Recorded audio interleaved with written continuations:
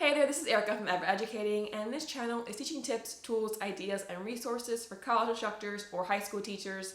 And today we're doing something a bit different in that there's going to be parts of the semester where you're really busy, where eating is going to be hard because you have so much to do. And so I thought I'd show you, obviously one thing you can do is have, easy access to bars for snacks. So I really like Nature Valley granola bars. So that's obviously one option. You can do, parfaits, yogurt and granola with, berries or toast with peanut butter, that kind of stuff, obviously for snacks. But I have two go-to recipes that I really enjoy making. They're easy to make and they can help you prep for, again, busy times in the semester. So one recipe is lasagna, and I'll actually show you one using meat or turkey meat and one using just spinach, right? So it's a vegetarian option in case you're vegetarian. And then my other recipe is lentils and quinoa that I make in the crock pot. Super simple, but I'm gonna kind of show you kind of behind the scenes of making these recipes. I'll link them below as well or describe them below in the description box in case you wanna try them out yourself. But again, with the lasagna, you can just prep it, put it in the freezer, and then when you're busy, you make it in the oven, right? And you have, depending on how big your family is, or if it's just you alone, you'll have it at least for a couple days, if not more, right? Depending on how much you make and again, how many people you're feeding. And then the lentils, super easy. You just add more and more if you need to, lentils and quinoa, or you can keep it pretty small as well. And that's a crock pot meal, so you put it in, you're good, and then you just refrigerate it or you can freeze some for later eating. So the first recipe is gonna be the turkey meat lasagna. And I'm not going to go into like every single detail here because you can just see it in the description box. But the key ingredient, the one you need to have, is the oven-ready lasagna noodles. Okay, so these are no-bake noodles, so you don't have to do any prep before you put it into the oven. They're ready to go as they are, so it makes life much easier for you. Okay, so oven-ready, right? Lasagna noodles are a must-have for this recipe to make it really easy for you. But other than that, it's just basically going to be, tomato sauce. Get your favorite sauce that you really like. Ricotta cheese, your shredded cheese of choice, 2 eggs, the meat. And so I like using turkey meat, and we usually use, 2 pounds. The recipe calls for 1.5, but, the more the merrier as far as I'm concerned. And then the noodles, right? So it's very simple. It's not too many ingredients. When you're cooking the meat, you obviously season it. So whatever your favorite seasoning is, we have a no salt seasoning that we like, which is just kind of a mixture of various seasonings that don't include salt. But really it's up to you. Rosemary, oregano, thyme, what is it that you like? Onion powder, right? Garlic powder, all that jazz. You choose how you flavor the meat. Okay, so I do recommend flavoring the meat and cooking it first, right? You're gonna cook it, saute it on the stove, and then as that's going, start prepping all the ingredients. Start doing the first layers because eventually the meat will be needed and it will be cooking, at a good time. So in my case, I actually had my dad cooking the meat for me while I prepped everything else. But making lasagna is very simple because it's just all about doing the right layer order, right? So on the bottom, you want to have a good layer of sauce so that the noodles don't stick to the bottom of the pan, right? So just some sauce. And after that, you put the noodles on top. So this 9x9 lasagna baking sheet basically means that there's 3 noodles that I put on that each layer. So sauce, then the 3 noodles. On top of that is the cheese mixture, which is the ricotta cheese, the shredded cheese, and the eggs. So you put a layer of that over it. And then on top of that goes half of the meat, right? Because we're doing 2 layers. So half of the meat on top of the cheese, then sauce over that. Again, noodles, cheese, meat, sauce, noodles, and then some more sauce, and then the cheese layer on top. Okay, so that is how the order goes when you're making this lasagna. And again, recipes down below. No need to stress if this is too fast for you, but just to give you a sense of how that works.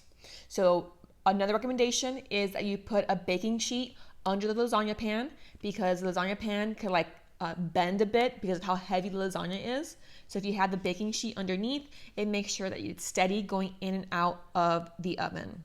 So you cover it with aluminum foil.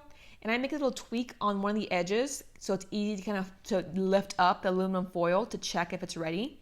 But that's just a little, small extra tip that I have for one edge of the lasagna pan.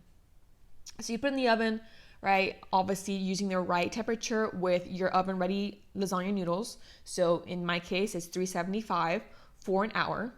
And then another tip, right, is that cook it and have it end about half an hour before you actually plan on eating it for the first time. So it takes an hour to bake, and doing a little bit more is fine. It's not going to be a big deal, but let's say an hour to bake, and then again, let it sit for like 20-30 minutes, and that way it solidifies, and then it's easier to cut and take out of the pan. Because if you eat it right after taking it out of the oven, then it can fall apart really easily because of the sauce. So just kind of a little tip there too. And in order to check that it's ready, all you're doing is you're taking it out of the oven and you put a knife through it. And if it goes like really easily through the noodle, fantastic, it's ready. If the noodle's still a little tough, a little hard, then I would put it back into the oven for a few more minutes. Okay, so that's how you test the noodle preparedness as well. But again, this is easy to make, and you can prep it in advance. So you can, do everything, cover it in aluminum foil, put it in the freezer, right?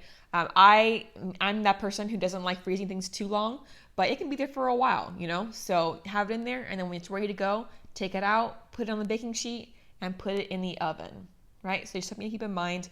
Obviously, the time will take a bit longer then because it's been frozen, but this is really great for just having a meal that's going to last you for a few days if it's just you.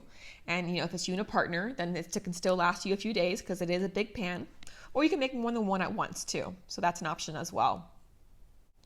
Now for the vegetarian one, so it does have an egg in it, but I'm not sure how necessary the egg is because it goes into the ricotta and cheese and spinach mixture. And I'm not sure, you might try it without or do some kind of equivalent and see how that works. But for the spinach lasagna, again, very simple. All you're doing is you have your sauce, you have your noodles, ricotta cheese, shredded cheese, and then you have your spinach, right? And so in this case, you just boil the spinach until it wilts quite a bit. And, in this case, when I was making this, the recipe supposedly called for 2 cups, and we put a little bit more of spinach than that to wilt.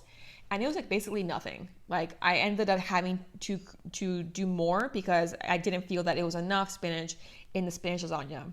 So I would be heavy-handed with this. 3-4 cups of spinach, boil it for about 5 or so minutes, and then drain it, right? So you want to make sure you strain the spinach, really pat it down in the strainer so that, the extra liquid comes out of it.